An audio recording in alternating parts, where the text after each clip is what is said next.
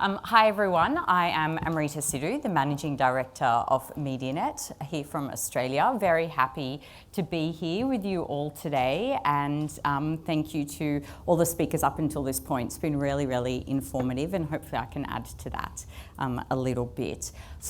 Just briefly, for anyone who's not familiar with Medianet, we are a leading Australian-based media intelligence company, and we provide a range of PR distribution, media contacts, media monitoring, and then media analysis and measurement services. Today, I'm going to talk you through a pilot that we recently ran, an Australian market first. Okay, so we all know exactly how much Gen AI is being used. I'm not even going to put a number on it. We've seen some great data about it already, but essentially this use of Gen AI and people discovering information in a new way and cutting out the middleman, it's both an opportunity and a challenge. Now, so much of this remains a black box, and today, days like today and all the knowledge sharing, it definitely helps us, unpack that black box a little bit. But we wanted to do something at Medianet to help our clients shed a little bit of light on how they could use, understand, potentially even influence LLM outputs. And so this pilot was conducted with a combination of technology and some good old human analysis. And what we found was really fascinating. Before I share the results of those findings with you though, I want to tell you a little bit about the process we followed and the good and the bad, because I think any really great case study talks through that and not just from a theoretical perspective. So that's what I'm going to do. Look, I will not pretend doing this kind of research for an organization like Medianet was easy. It wasn't. It was really hard for the size and scale of the organization we are. Getting started was really difficult. Finding that starting point for our team of human analysts who are used to dealing with contained data sets, really clear understanding of a client objectives, what are the outputs we're looking for, having dedicated resources for a client project. We didn't have dedicated resources for this. It was a bit of uncharted territory for us. The team really struggled with the starting point, and it was a self-reminder of one of AMEC's core principles of objective setting that finally got us going. Secondly, the scale of the potential data set seemed enormous too. In Australian print and online media, every week there's about 150,000 media items produced. We certainly don't analyse all of that, but if you just think of two of the leading LLMs in the Australian market and all the possible responses that we could have gotten out of it, that just seemed overwhelming, and it definitely contributed to the team's feeling of analysis paralysis. And finally, prompt selection, right? And making sure we were using the right prompts was also a bit of a challenge for us, because prompt entering seems like such an individual process. So we had to be very mindful in creating prompts that reflected some real-world experience, but that wouldn't lead the LLM response. So we started, after identifying all of those challenges and working through most of them, we started with what we thought was a small scope and something we could build upon. We chose to focus on just two industries that we knew well, that Medianet did a lot of traditional media analysis for, and that was financial services and automotive. We selected two brands in those industries that we do media analysis services for as well, and that they receive our traditional media insights.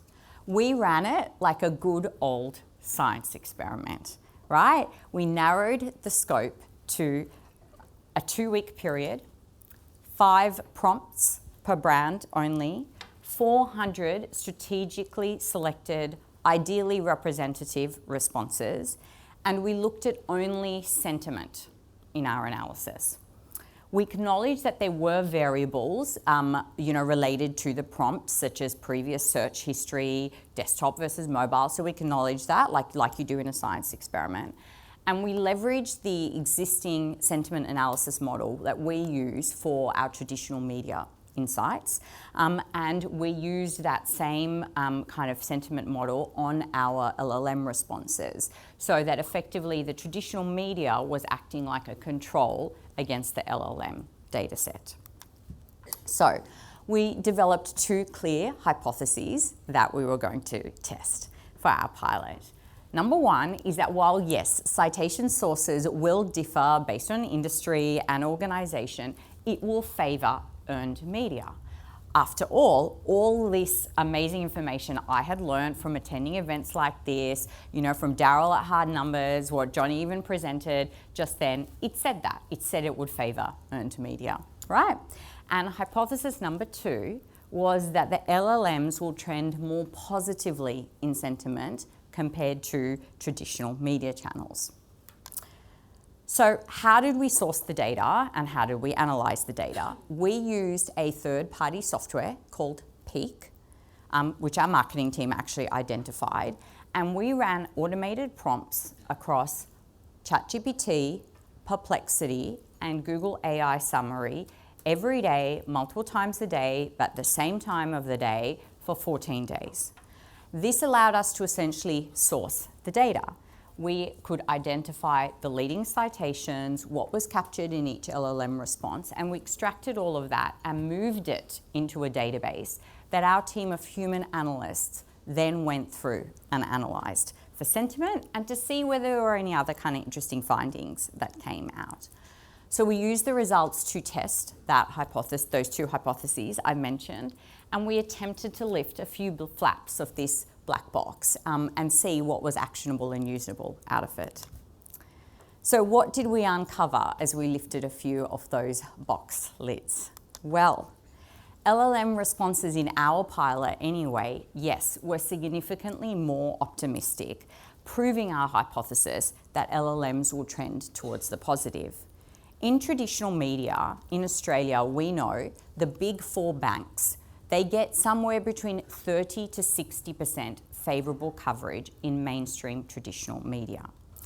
By contrast, Westpac and Commonwealth Bank, two of those big four banks that I mentioned, they received 97% and 100% favourable mentions within the analysed LLM responses.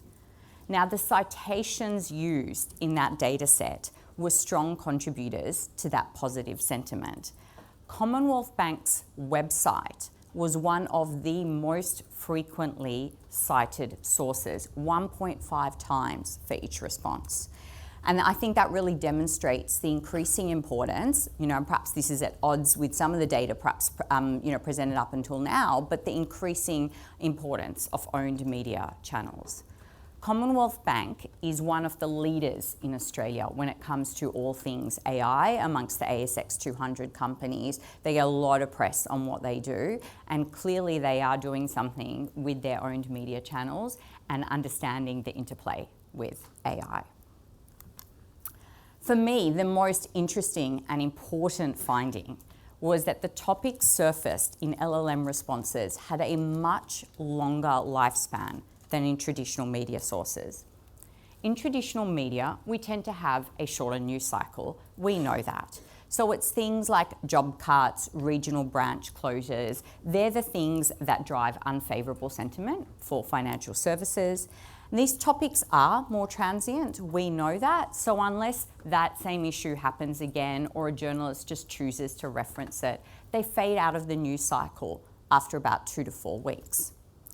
LLMs, however, from our pilot, we discovered, seem to have a much longer memory.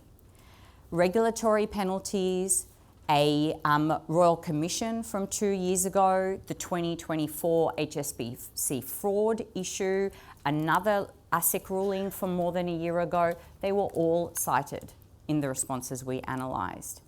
And yet, curiously, none of the recent regulatory filings against the banks came up in the responses.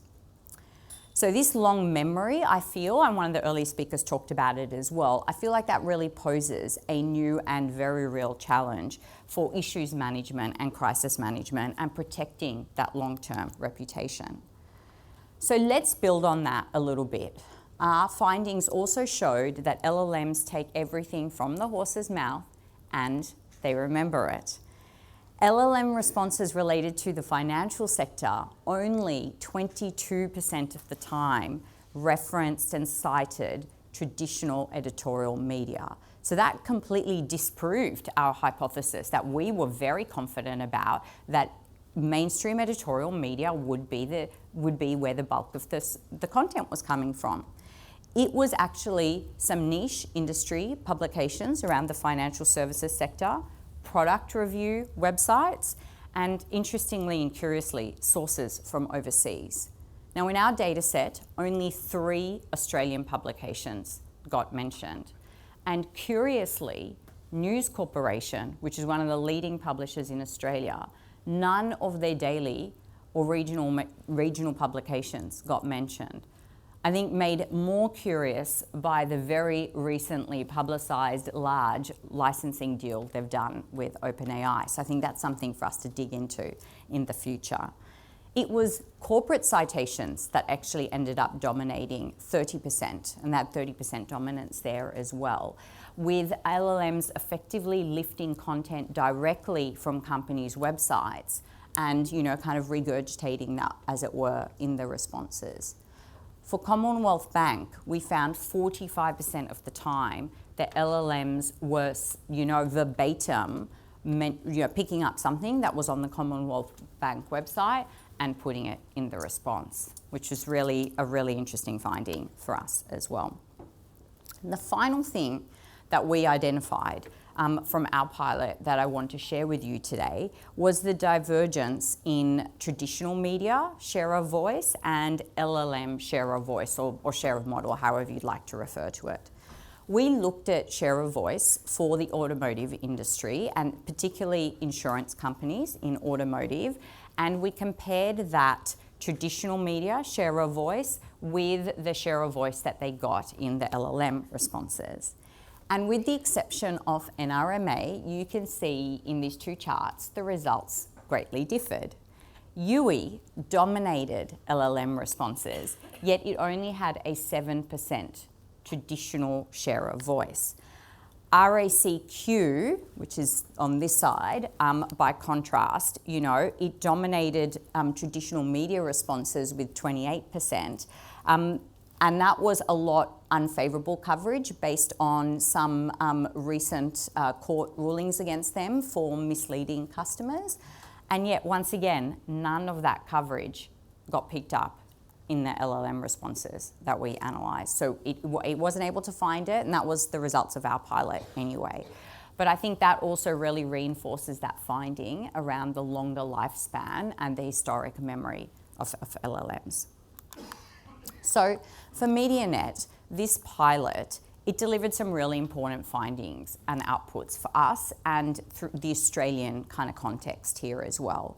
While the data is by no means, that I've presented to you today, while the data is by no means representative across all markets and all industries, I do feel the identification of the LLMs to have this long memory span, for them to go back and reference things that happened a couple of years ago, I think that's really important.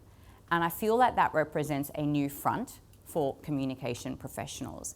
They will simply not be able to manage issues and crises the same way they were before. But I also feel it creates a massive opportunity for organisations like Medianet and those in the room to help lean in, unpack the black box a little bit and help their clients understand this space and manage their reputation longer term. The pilot also helped flag the next 2 areas of focus for our research, and that is we are going to dig into a little bit more the mainstream earned media versus owned media kind of angle there, and what's driving more towards owned media, with the exception of copyright licensing deals and text and data mining blockers.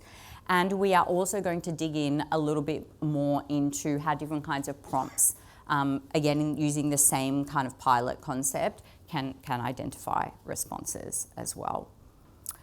I also feel it's super important that anything that we do in this space, that Medianet does in this space, ultimately we do it through the lens of client value, because that's what we're here for ultimately.